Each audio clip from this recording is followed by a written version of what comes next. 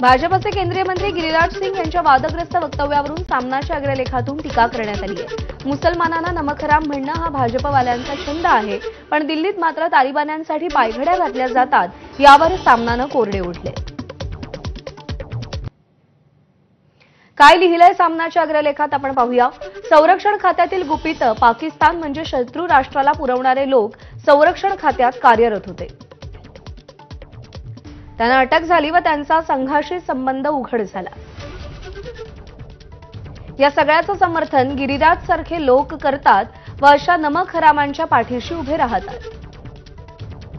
मुसलमानांना नमक हराम म्हणणं हा भाजपवाल्यांचा छंद आहे, पण ज्यांच्या विरोधात दहशतवादी म्हणून हंबरडा फोडला त्या अफगाण तालिबान्यांसाठी दिल्लीत पायघड्या घातल्या जातात आणि दिल्लीत पायघडा घालण्याचं काम काही दिवसांपूर्वी मोदी सरकारनं केलंय। तालिबान्यांना बळ देणारे भारतातील मुसलमानांना नमक हराम म्हणतात, छान, दुसरं काय।